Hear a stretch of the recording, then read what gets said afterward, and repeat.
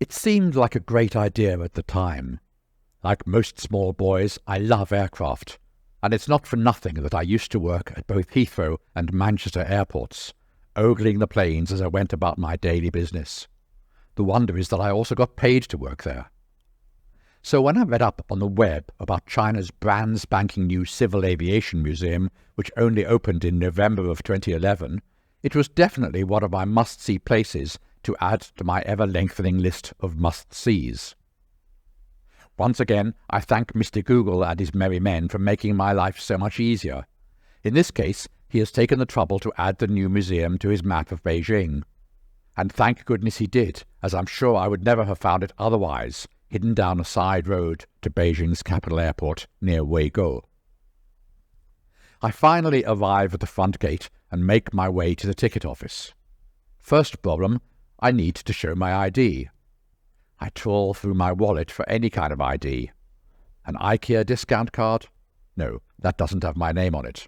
Nor do Wumart's or Shu Hang's cards have it either, for that matter. My bank card also just has a number on it, no name. What to do? The three girls in the ticket office go into a whispered confab, though even if they shouted their conversation at 100 decibels, I would have been none the wiser. Eventually, one of them has a brilliant idea. "You write name," she says, proffering a piece of paper torn out of a notebook, together with a pencil. I write my name in neat capital letters. This seems to do the trick. How could I possibly be a terrorist hell-bent on laying waste to their museum if I write my name in English? It appears I have passed this test with flying colours, and as my neatly scribbled autograph wings its way into the waste paper bin, I'm waved through. "Duo shao?" I ask. "How much?" "No charge. It free," I am told as one of the girls pushes a ticket at me while a colleague rushes to the door to hold it open for me. I flash them one of my devastating smiles and waltz through into a parkland setting with the museum building straight ahead of me. The whole area of China's Civil Aviation Museum covers over 15,000 square meters, I've read, including the museum building itself, covering 9,500 square meters, an audio-visual education center of 4,400 square meters, and 32,000 square meters of outdoors for the display of aircraft.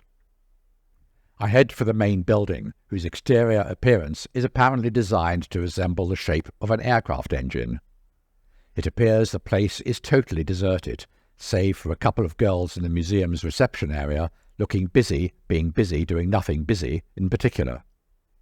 Another devastating smile from your favourite podcaster before I head off into a corner of the building devoted to artifacts from China's civil aviation over the past 70-odd years.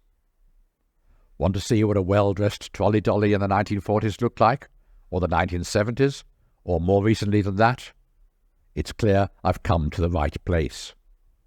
I can also gaze at timetables and route maps from yesteryear, or private pilot's licenses, or little bits that fell off the backs of aircraft. It's all here. Uniforms, compasses, tickets, you name it, it's here. Okay, there are no notices in English whatsoever, save for being told I'm standing in section part 1 or 2 or 3 or whatever, but who needs an explanation when it's perfectly obvious what is on display? Moving on from the collection of memorabilia, I find myself in an exhibition area, or rather loads of exhibition stands that look like they've been parked here because no one wanted to dismantle them after some amazing travel show. Airlines, training academies, regulatory bodies, and much else besides, all in beautiful condition, but with no one actually manning them.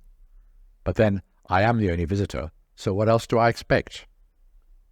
I pass by a number of model aircraft, and am just admiring yet another collection when I spy a posse of officials heading ominously in my direction. 5 to be precise.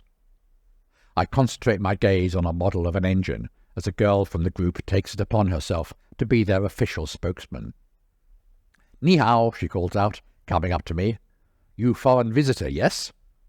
I have to admit that she's spot on, while her colleagues look on admiringly at her perspicacity.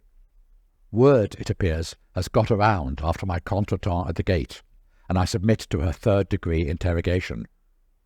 "How you find this museum? How you hear of it? You passing by, perhaps?"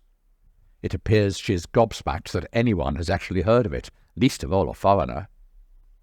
"You lucky we open," she tells me as she offers a running translation for what appears to be her superior. "We close museum again next month for refurbishment." Refurbishment? What can she be on about? It's not even 4 months old. "We get in new aircraft and refit museum then," she adds, as if this explains everything. I ask her when it will reopen.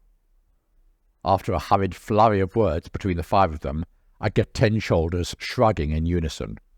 She doesn't need to translate. They want to know what I think of their museum. "Beautiful," I tell them. I've said the right thing. They take it in turns to shake my paw and happily march off back the way they've come.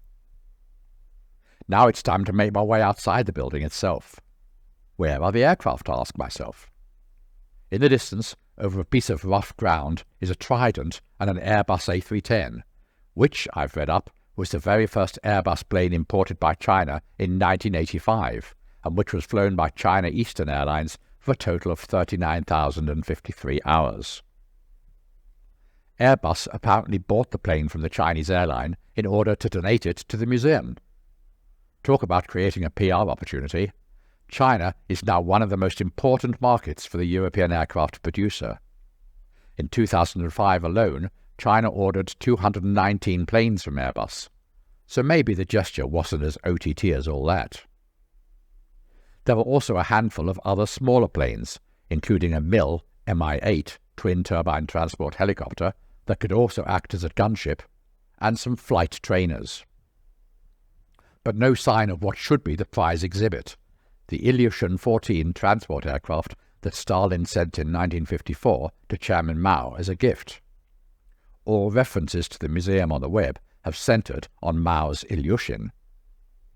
But Super Sleuth is on the trail, and having spotted a piece of airplane tail peekabooing out from behind a shrub in the distance, I hightail it out of the museum and down a side road where, behind an overgrown fence, I can see various bits of old aircraft sitting unloved in a deserted field.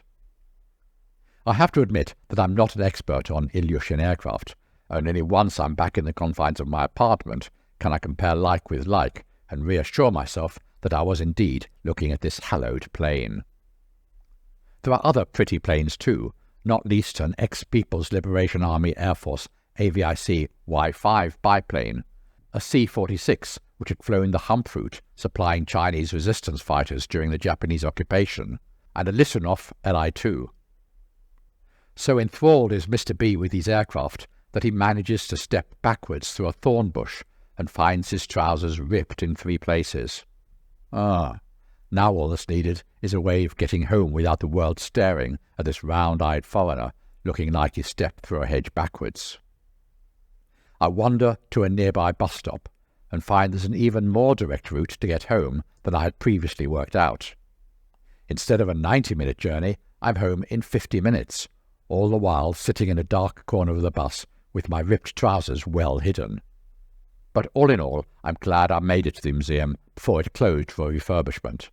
Though next time I go, if indeed there is a next time, Chairman Mao's Ilyushin might have made it out from behind that thorn bush, and I won't have to scurry home like a demented rabbit.